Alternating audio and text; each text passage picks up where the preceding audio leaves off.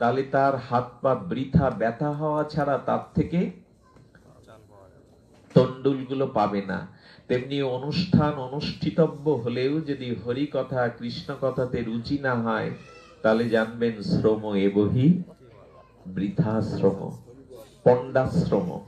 আর সৌভাগ্য আমাদের প্রাপ্ত হয়েছে আমরা যে আমাদের হরিকথা শ্রবণের সৌভাগ্য হয়েছে। এই সৌভাগ্যে এখন আমরা যে বিষয়ে একটু আলোচনা করব, এটা নিবৃত্তি এবং প্রবৃত্তি। এই প্রসঙ্গে আজকের আলোচনার বিষয়বস্তু, সাক্ষাৎকারের বিষয়বস্তু নিবৃত্তি ও প্রবৃত্তি। দেখুন, ধর্মের যথাযথ বুৎপত্তিগত অর্থ জানতে গেলে আমাদের নিবৃত্তির পথে আসতে হবে। প্রবৃত্তির পথটা বিপদ, কুপথ। প্রবৃত্তির পথে আমরা আসতে পারবো না। প্রবৃত্তির পথে এলে কিন্তু বিপদ। আর বিপদ এই জন্য যে প্রবৃত্তির পথটা আমাদের জন্য কুপথে নিয়ে যাবে আমাদের, আর এই কুপথ আমাদের অবশ্যম্ভাবী পতন ঘটিয়ে দেবে। এই জন্য বলছে নিবৃত্তির পথটা সুপথ, নিবৃত্তির পথটাই পথ। তবে এই প্রবৃত্তি এবং নিবৃত্তি সম্পর্কে আমাদের সম্যক ধারণা থাকতে হবে।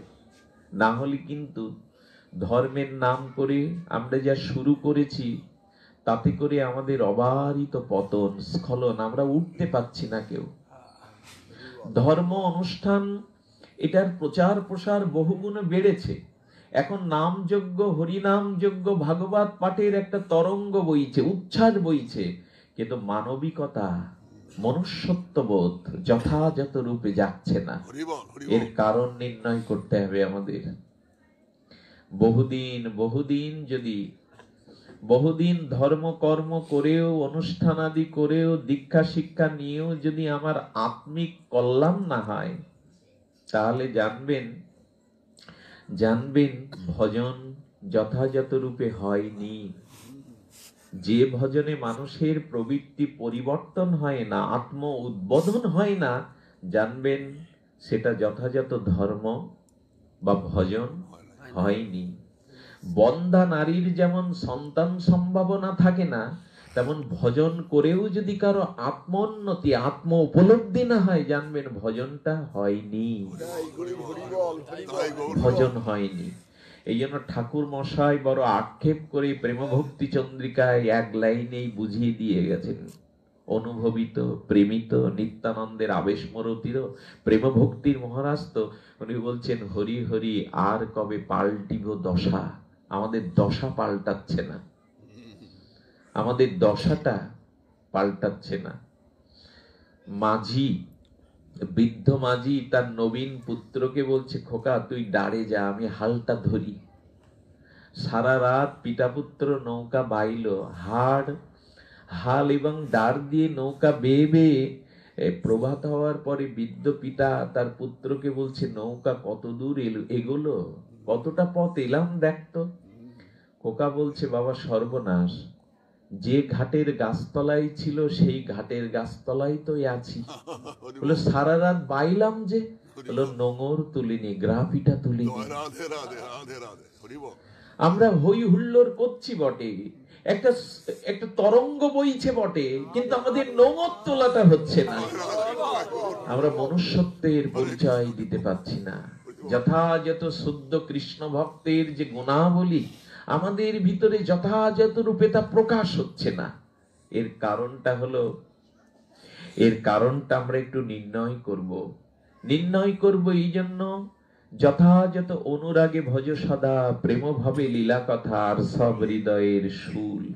ভজনটা অনুরাগে হচ্ছে না, ভজনটা হচ্ছে যন্ত্রের মতো। যন্ত্র টিপে দিলে যেমন যান্ত্রিক যন্ত্রের সভ্যতাতে বেজে যায়, বলো ভজন কেন যন্ত্রের মতো হবে? ভজনটা হবে অনুরাগে, ওটা হচ্ছে না। যান্ত্রিক ভজন হয়ে যাচ্ছে, আমাদের নিয়ম রক্ষা হচ্ছে শুধু। বলো ভজনটা যন্ত্রের মতো হলে এগোতে পারবে না, ভজন অনুরাগে হবে। গুরুদেব মালা দিয়েছেন, 16 মালা করছি বটে, বারবার দানাগুলোর দিকে তাকাচ্ছি, কটা আর বাকি আছে। এটা হরিনাম নয়। ওইখানে শঙ্কার দিকে লক্ষ্য, অনুরাগের দিকে দৃষ্টি নাই। এই জন্য ভজনটা হতে হবে অনুরাগে, অনুরাগে সদা প্রেম ভাবে লীলা কথা। তা না হলে সব হৃদয়ে শুল ঢুকে যাবে, ত্রিশূল ঢুকে যাবে। ঠাকুর মশাইয়ের অক্ষর অনুভূতি ভজন দিয়ে গড়া। আমাদের ভজনটা অনুরাগে হচ্ছে না, নিয়ম রক্ষার বা যন্ত্রের মতো ভজন। অনুরাগের ভজনটা কেমন তা আমরা কি করে বোঝাবো? অনুরাগের ভজনটা আমাদের একটু অনুরাগে ভজন করতে হবে। অনুরাগে ভজন না করলে আমরা নিবৃত্তির পথে আসতে পারবো না। প্রসক্ত কাম ভোগেষু। এই জন্য নিবৃত্তির পথে আসতে গেলে অনুরাগের ভজন চাই, প্রীতিমাখা ভজন চাই, হৃদয় নিগড়ানো অনুরাগ চাই। আর যদি অনুরাগে ভজনটা না হয়, তাহলে ব্রহ্মাজি বলেছেন তাবদ গ্রাহেদাস্তেনা কারা গৃহম গৃহম তাবদ মোহ নিগর যাবৎ কৃষ্ণ নতে জনা। তার মানে আমাদের অন্তরের যে শুদ্ধ ভালোবাসাটা, এইটা রাধারানীর চরণে সমর্পণ করতে হবে, নিতাই গৌর চরণে দিতে হবে। কিন্তু আমাদের মনে যেটুকু ভালোবাসা দিয়েছেন ছিটে ফোঁটা, সেই প্রেমের এক কণ ডোবাই সর্ব ত্রিভুবন, সর্বজীব করে আকর্ষণ। সনাতন শিক্ষায় মহাপ্রভু বলছেন, এই মর জগতে, এই মৃত্যুময় জগতে যদি অমৃতের এক ফোঁটা প্রেম ভালোবাসা গোবিন্দ ছিটিয়ে না দিতেন, আমরা সব মরুভূমি হয়ে যেতাম। ওই অমরলোক থেকে, নিত্যলোক থেকে একটু অমৃতের ছটা গোবিন্দ দিয়েছেন বলে ভালোবাসায় এখনো বেঁচে আছি। ভালোবাসাটা জগৎ থেকে তুলে নিলে সাহারা হয়ে যেত জগৎ, কেউ বাঁচতাম না আমরা। পিতার স্নেহ, মায়ের নিষ্কিঞ্চন হৃদয়ের সিঞ্চিত ভালোবাসা না থাকলে কোনো সন্তান মানুষ হতে পারত না। স্ত্রীর প্রণয় না থাকলে কোনো পুরুষ প্রগতির দিকে এগিয়ে যেতে পারত না। প্রেয়সীর প্রণয়নীর যদি নিঃস্বার্থ প্রীতি ভালোবাসা প্রেরণা না থাকতো, কেউ এগোতে পারত না। এই জন্য পুত্রের বুকে যে স্নেহ, পিতার বুকের যে বিনয়, প্রণয়নী প্রেয়সীর বুকে যে প্রীতি ভালোবাসা, গোবিন্দ বললেন কি, এই ভালোবাসার কণা মাত্র আমি ছিটিয়ে দিয়েছি, নাহলে মরযোগটা বাঁচত না। এই মরলোকটা অমৃতের ছটা পেয়েই বেঁচে আছে। এই জন্য ভগবান দাবি করছেন, যে ভালোবাসাটুকু তোমার হৃদয়ে দিয়েছিলাম, ব্রহ্মা বলছেন ওটা ভগবানকেই আগে দিতে হবে। কথাটা বড় মর্মান্তিক বলছি কেন? এত সত্যও খুব কঠিন হয়। সত্য সহজ সরল হওয়া উচিত, কিন্তু না, কবিগুরু বলেছেন সত্য বড় কঠিন। সত্য খুব সহজ সরল হলেও খুব কঠিন। কঠিনটা কি জানেন? আমাদের হৃদয়ে যে ভালোবাসাটা ছিটে ফোটা গোবিন্দ দিয়েছে, ব্রহ্মা দাবি করছে ওই ভালোবাসা নিয়োগ করতে হবে আগে রাধা মাধবের চরণে, নিতাই গৌর চরণে। কথাটা আবার বলি, বলো এরকম বারবার বলছো কেন তুমি? আমরা তো বুঝি না। আমরা তো বুঝি। থুনা থিকি নানো ন্যায় শাস্ত্রে বলছে, একটা প্রস্তর খণ্ডকে, একটা জমাট বাঁধা পাথর খণ্ডকে মাটিতে প্রথিত করতে গেলে, পুঁততে গেলে বারবার আঘাত করতে হয়। একবার আঘাতে কি প্রথিত হয়? তেমনি এই কথাটা বারবার শুনতে হয়। আমাদের চিত্তে অমরলোক থেকে এই মরজগতে যে গোবিন্দ ছিটে ফোটা ভালোবাসাটা দিয়েছে, ভালোবাসাটা কিন্তু এই জগতের না, এটা গোবিন্দ উপর থেকে দিয়েছে। এইটুকু না পেলে তোরা বাঁচবি না।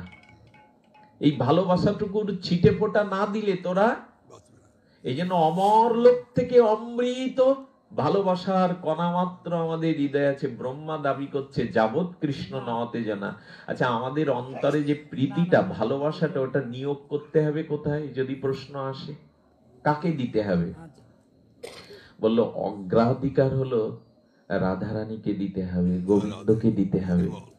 কিন্তু আমরা ভুল করে ভালোবাসাটা নিয়োগ দিয়েছি স্ত্রী পুত্র পিতা মাতা মান সম্মান দেহ সুখকে। কথাটা কি মর্মান্তিক না?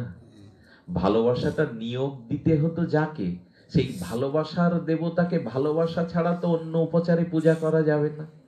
আমাদের রাধা মাধবকে, নিতাই গৌরকে ভালোবাসতে গেলে তো ভালোবাসা দিয়েই ভালোবাসার ঠাকুরকে নাকি চাল কলা ফুলো মালা গীতাতে বলেছেন পত্রং পুষ্পং ফলং তং জমে ভক্ত। গোবিন্দ বলছেন কি পুষ্প পাতাটাও আমি খাই না, তোমার দেওয়া ফলটাও নেই না। প্রেম নৈব উপচার, মানে ভক্তের ভক্তিটাকেই আমি গ্রহণ করি, অন্য কিছুই আমার খাবার তো নাই, ভক্তিটাকে আমি নেই। হ্যাঁ, তো গোবিন্দ দাবি করছেন, আমাদের ব্রহ্মা দাবি করছেন যে হৃদয়ের যে ভালোবাসাটা জীবনের প্রথম প্রভাতে পেয়েছিলাম, এই ভালোবাসাটা আগে নিয়োগে ভুল হয়ে গেছে আমাদের। শ্যামসুন্দর পণ্ডিত বাবার কথা, তিনি বলেছেন পিতা জানে না তার পুত্র তার কোলেই মরবে। কালের নিয়ম তো পিতার জানা নাই, পুত্র বুঝিবা অমোঘ মৃত্যুর নিয়মে পিতার কোলে মরল। পিতা নিজ পুত্র স্নেহবৎসল পুত্রকে চিতায় যখন পোড়াচ্ছে, তখন আর্তনাদ করে, গগন বিদারী আর্তনাদ করে, বিলাপ করে, নোনা জল ফেলে কাঁদছে নদীর ধারে। কাঁদছে আর কি বলছে জানেন? যে ভালোবাসাটা পিতা, তুমি কি জানো না পিতা, তুমি কি জানো না যে তোমার কোলেও যাকে ভালোবাসাটা দিয়েছো সেই পুত্রকে, ওই ভালোবাসাটা তোমাকে ঠকাতে পারে। কারণ কালের কবলিত হয়ে পুত্র তোমার মৃত্যু, পুত্রকে তোমাকে কোলে নিতে হতে পারে। এটা কি জানো না? ভালোবাসা দেওয়ার আগে কি ভাবো না যে ভালোবাসাটা কোন জায়গায় দিচ্ছি? ব্রহ্মাস্তুতি তো কথাটা খুব গভীরের, সাধারণ শ্রোতা আমরা এটা নিতে পারবো না। বলছেন পিতা পুত্রকে ভালোবাসবে, এটা তো স্বাভাবিক, ভালো তো বাসতেই হবে, স্নেহ মমতার পুত্র তপস্যার ধন, তাকে তো ভালোবাসবে। কিন্তু পিতার ভেতরে যে ভালোবাসাটা পুত্রকে নিয়োগ দিয়েছিল, পুত্রের জ্বলন্ত চিতায় শোককাতর পিতার ভেতর থেকে যে ভালোবাসাটা পুত্রকে দিয়েছিল, ওই ভালোবাসাটা বিদ্রোহ করে। বলে এরকম নূতন কথা আমি আগে শুনিনি, ভালোবাসা বিদ্রোহ করে মাঝে মাঝে। কিরকম জানেন? ভেতর থেকে তখন ওই পিতা পুত্রকে যে ভালোবাসাটা দিয়েছিল, ওই ভালোবাসা বিদ্রোহ করে বলে আমি আজ প্রতিশোধ নিলাম। ভালোবাসা বলছেন আমার জায়গায় তুমি আমাকে দাওনি, আমি যেখানে যেতে চেয়েছিলাম, যেটা আমার জায়গা, তুমি সেই কৃষ্ণ চরণে, রাধারানীর চরণে ভালোবাসা তুমি অপমান করেছো আমায়, এই ভালোবাসাটা তুমি আমার জায়গায় নিয়োগ করনি, এই জন্য আমি প্রতিশোধ নিলাম।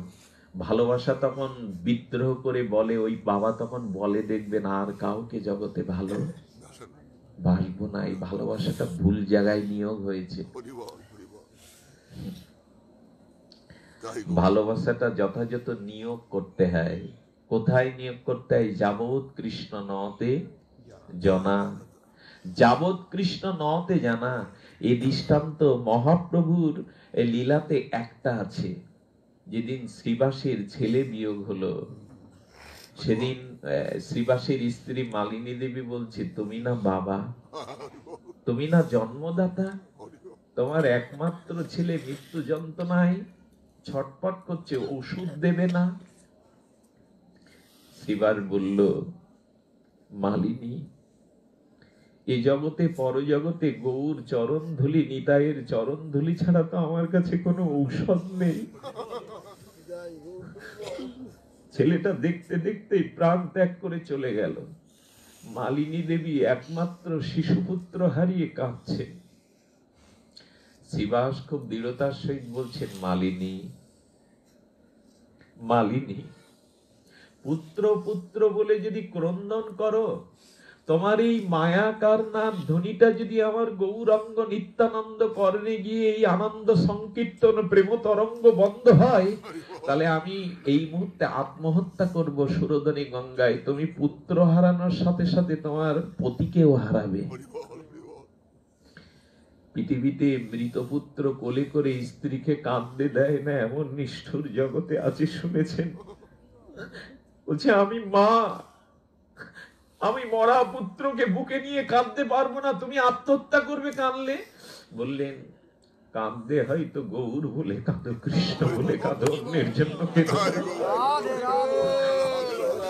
চোখের জলটা খুব মূল্যবান জানে, বিষয়ীর চোখের জল না, কৃষ্ণ বলে কাঁদবার জন্য চোখে জলটা আছে। বিষয়ের জন্য কাঁদতে নেই, কৃষ্ণ বলেই কাঁদতে হয়। এই কান্নাটা আপনাকে হালকা করে দেয়, মুক্তি এনে দেয়, ভার মুক্ত করে দেয়। বউ, ছেলে, মেয়ে, স্ত্রী, পুত্রের জন্য সকলে কাঁদতে পারে, কৃষ্ণ বলে তো সকলে কাঁদতে পারে না।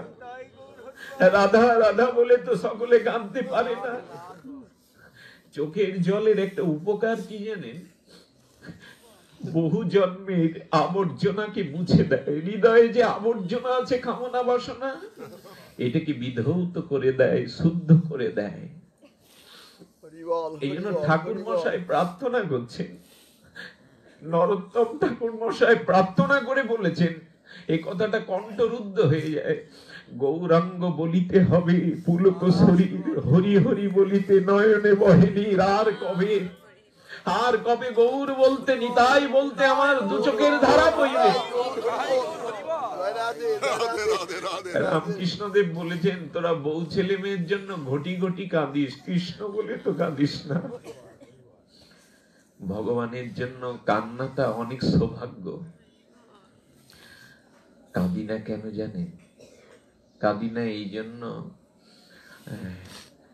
এহেন কৃষ্ণ নামে প্রেম না হয় অঙ্কুর, হেন কৃষ্ণ নামে প্রেম না হয় অঙ্কুর, জানিও দেহে আছে অপরাধ প্রচুর। অনেক অপরাধ থাকলে কৃষ্ণ বলে চোখ দিয়ে বিগলিত হতে চায় না। কারণ কি জানেন? এহেন কৃষ্ণ নামে প্রেম না হয় অঙ্কুর, জানিও দেহে আছে অপরাধ প্রচুর। এই যেমন কৃষক তার সরস মৃত্তিকায় ধানের উন্নত বীজটা যখন বোনায়, ছড়িয়ে দেয়, যে বীজটা একটা পাষাণের উপরে পড়ে, ক্ষেতের ভিতরে অজান্তে একটা পাথর রয়ে গেছে, পাথরের উপরে যদি এই উন্নত বীজটা পড়ে, চারা অঙ্কুরিত হবে তো? কোনোদিন হবে না।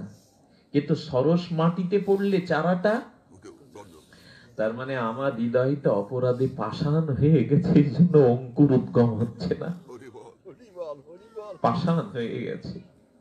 কিন্তু পাষাণও তো গলে গিয়েছিল মহাপ্রভুর ঝাড়িখণ্ডের সেই ব্রজের পথে যেতে যেতে মহাপ্রভু যেখানে দাঁড়িয়ে সংকীর্তন করেছিলেন, পাথরটা গলে গিয়ে প্রভুর 16 ইঞ্চি পরিমাণ দীর্ঘ চরণ ছাপটা পড়ে গিয়েছিল। পাথর গলল, আমার হৃদয় গলল না। এই জন্য শিবাস বলছেন, কাঁদতে হয় কৃষ্ণ বলে কাঁদো, মুখে কাপড় গুজে কাঁদো, যাতে এই মায়া ক্রন্দন মহাপ্রভুর কানে না পৌঁছায়। শিবাস মৃত ছেলে ঢেকে এসে আনন্দে সংকীর্তনে রত হয়ে গেল। সম্ভব এটা? এই দেখুন, এরা ভালোবাসাকে যথাযথ জায়গায় নিযুক্ত দিতে পেরেছিল, এরা ভালোবাসার যথার্থ সম্মান করেছিল। কোথায় ভালোবাসাটাকে দিতে হয়, এই দেখুন, এইরকম দৃষ্টান্ত জগতে আর পুত্রাপি নাই, দ্বিতীয় নাই। মহাপ্রভু কীর্তন করতে করতে কীর্তন সংকীর্তন নিত্য স্তিমিত করে বলছেন, শিবাস, তোমার গৃহে কি কোনো অমঙ্গল হয়েছে? আমি তো সংকীর্তনে প্রেম পাচ্ছি না, আনন্দ পাচ্ছি না, নর্তন কীর্তনে। শিবাস, বলো তোমার গৃহে কোনো অমঙ্গল হয়েছে কি? ভক্তগণ তোমরা বলছো না কেন? শিবাস বলছে, প্রভু, সূর্যে তো কখনো আধার নামে না, তুমি সূর্য স্বরূপ, তুমি যেখানে সেখানে তো কোনো অমঙ্গল আসতে পারে না। হে করুণা ঘন প্রেম বিগ্রহ, তুমি যেখানে সেখানে সূর্য সম, আধার তো আসতে পারে না।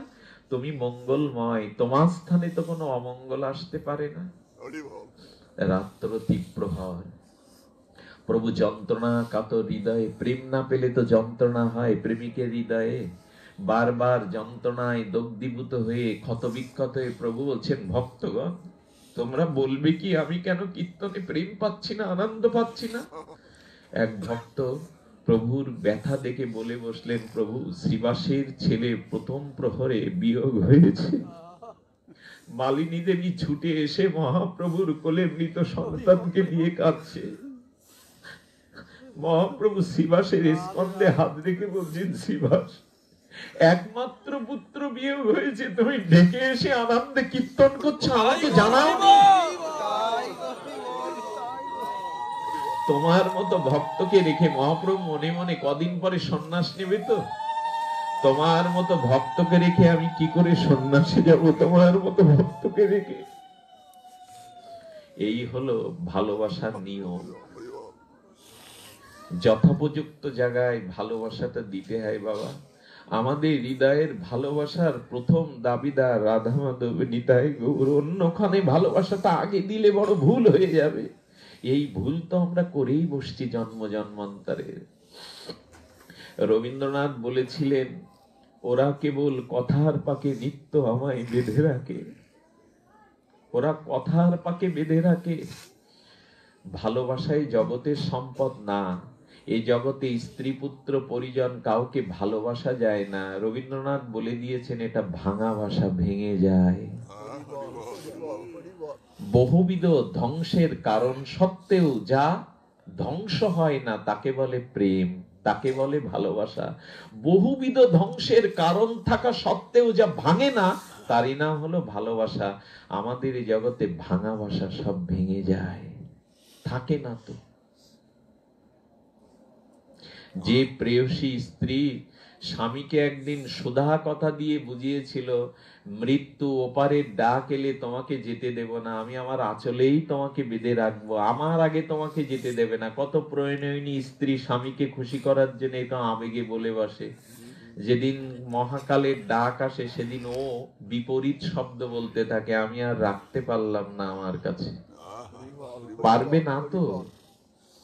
এই জন্য ভালোবাসাটা যথাযথ জায়গায় নিয়োগ দিতে হয়। ব্রহ্মা বলেছেন, যদি না দেই তাহলে কি হয়ে যাবে বলে, ক্ষতি হয়ে যাবে। ক্ষতি হবে কি, সংসারটা হবে কারাগার, হাতে উঠবে মায়ার শৃঙ্খল। কারণ কি জানেন, ভালোবাসাটা নিয়োগ দিতে হয় রাধা মাধবকে। আস্তে আস্তে গুরু মহারাজের একটা পাঠ শুনছিলাম। রাধাকুণ্ডের ভূতপূর্ব মহন্ত আচার্য শ্রী গুরু মহারাজ বিশ্ববন্দিত পাবন পদরেণু শ্রী অনন্ত দাস বাবাজি গুরু মহারাজজি বলছিলেন, আমাদের রঙ্গনাথে, ওইখানে রঙ্গনাথকে দেখতে শুধু ব্রাহ্মণরা বা রাজা মহারাজেরা সুযোগ পেত, কোন শূদ্র বা নিচ জাতির মানুষ রঙ্গনাথের শ্রীবিগ্রহ দেখবার ভাগ্য ছিল না। ঘটনাক্রমে রামানুজাচার্য ভক্তি আচার্য যখন ওখানে অধ্যক্ষ হলেন, তখন তিনি বড় বড় পান্ডাদের প্রাচীনদের ডেকে বললেন, এটা মন্দিরের নিয়ম হতে পারে না, আমার গোবিন্দকে সবাই দর্শন করবে, সকলের অধিকার।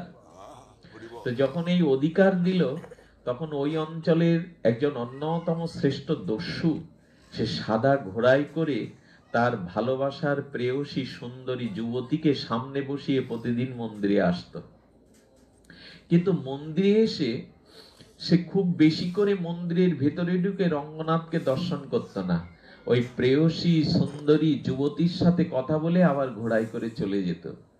রামানুজাচার্য একদিন একটু পদ্মার আড়াল থেকে দেখছেন ওই সুন্দরী রমণীটাকে শ্বেতশুভ্র ঘোড়ায় নিয়ে আসে, আর এখানে দাঁড়িয়ে মন্দিরে কিছু দক্ষিণা টক্ষিণা দিয়ে ফুল দিয়ে চলে যায়। ওনার একান্ত সেবককে ডেকে বলছেন, কে ওকে ডেকে দিত, আমার কাছে ডাক ভেতরে। বললেন, বাবা আমি পারবো না, কারণ ওর সাথে কথা বলবার মতো দুঃসাহস এখানে কারো নাই।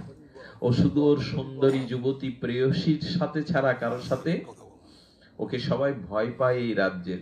বাবা বললেন, যে করে হোক আমার কথাটা ওর কানে গিয়ে বল, আচার্য রামানুজ তোমাকে স্মরণ করেছে, না আসলে জোর করে নিয়ে আয়। আমার তো ভক্তির আচার্য, অনুভব বেদ্য মহাপুরুষ। যখন বলছে তখন বলছে, কে বাবাজি মহারাজ, আমি কারো আজ্ঞাবাহী নই, আমি যাব না ভেতরে। তখন ওনার প্রেয়সী সুন্দরী বলছেন, কি যাও না একবার, বাবাজি ডেকেছেন। বলো, হ্যাঁ তুমি যদি বলো তাহলে যেতে পারি। কিরকম আসক্তি! তুমি যদি বলো তোমার কথা রক্ষার্থে সুন্দরী প্রেয়সী আমি যেতে পারি, বলেন তাই যাও না। ভেতরে যখন গেলেন, তখন রামানুজাচার্যর দিকে তাকিয়েছে দিব্য দৃষ্টিতে, মহাপ্রভুর বড় অনুভবী দৃষ্টি দিয়ে তাকিয়ে বলছেন, তোমার চোখে ওই যুবতী বুঝি সব থেকে সুন্দরী, সুন্দর বস্তু? বললেন, আপনি তো রূপ দেখেননি, ওর মতো রূপবতী হয় না, আমি ওর জন্য সবকিছু পরিত্যাগ করে দিতে পারি। বললেন, কি এর থেকে সুন্দর রূপ যদি আমি তোমায় দেখাতে পারি, দেবে তো? যে ভালোবাসাটুকু ওকে দিয়েছ, এর থেকে সুন্দরীকে, এর থেকে সুন্দরকে যদি তোমার নয়ন সম্মুখে আমি দেখাতে পারি, বলেন ওর থেকে সুন্দর কেউ হতেই পারে না, আমার সাথে এসো। মহতের কৃপায় কি না হয়। ভগবানকেও তো পাওয়া যায় মহতের অনুগ্রহে। এই রামানুজাচার্য ওনার হাত ধরে কৃপা শক্তি সঞ্চারিত করে রঙ্গনাথকে বলছেন, হে রঙ্গনাথ, হে মনোহর, হে অরিন্দম, জীবনে যদি প্রাণ ঢালা ভালোবেসে অনুরাগে তোমায় ভজনা করে থাকে, একে তুমি স্বরূপে একবার দেখা দাও, একবার তোমার অতুল ঐশ্বর্য বিভাবিত সুন্দর মূর্তি দেখিয়ে দাও। মহতের প্রার্থনায়, সাধুর প্রার্থনায় সঙ্গে সঙ্গে রঙ্গনাথ স্বরূপে প্রকাশ হয়ে সচ্চিদানন্দ সৌন্দর্য অপার মাধুর্য রূপে ঝিলিক করে দেখিয়ে দিলেন। যেই রূপটা দর্শন করেছে মূর্ছিত হয়ে পড়ে গেছেন দস্যু। যখন চেতনা ফিরল, দু চোখে জল, অষ্টসাত্ত্বিক বিকারে গা কাঁপছে আর বলছেন চরণে পড়ে, বাবা ওই রূপ কোথায় আবার দেখাও, ওই রূপ কোথায় আবার